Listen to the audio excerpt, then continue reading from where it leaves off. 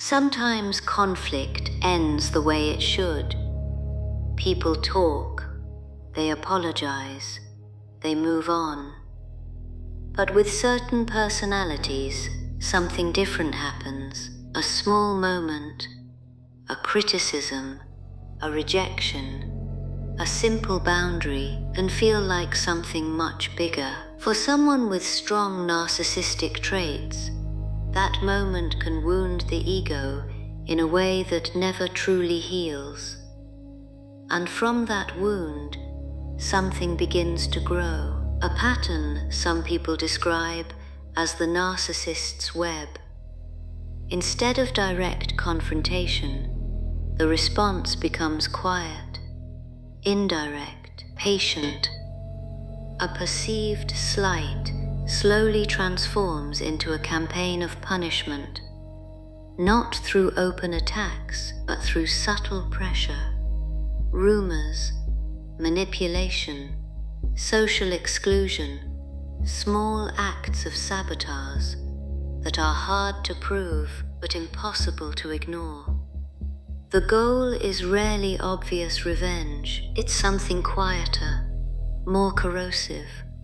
The slow erosion of the target's confidence, reputation, and sense of safety. At the center of this dynamic is a fragile self-image. To the narcissist, criticism doesn't feel like disagreement. It feels like humiliation. Psychologists call this narcissistic injury. And in that moment, forgiveness can feel like defeat. Letting go can feel like weakness. So the grudge remains, sometimes for years, sometimes for decades. But the narcissist rarely acts alone. The real power of the web lies in recruitment. Through carefully crafted stories, they present themselves as the victim. Friends, co-workers, family members, even strangers are slowly drawn into the narrative. In abuse literature, these helpers are sometimes called flying monkeys. Many of them don't realize they are being manipulated. They believe they are helping someone who has been wronged, but their actions extend the reach of the web.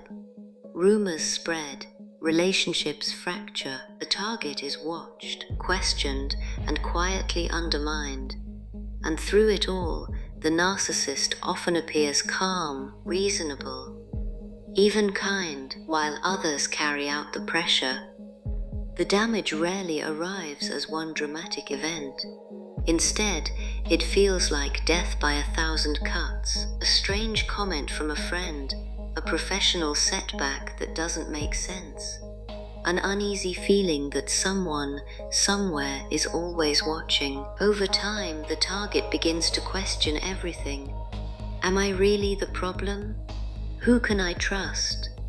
Anxiety grows, isolation follows, and despite doing nothing wrong, the target experiences punishment without trial, without appeal, and without an obvious end.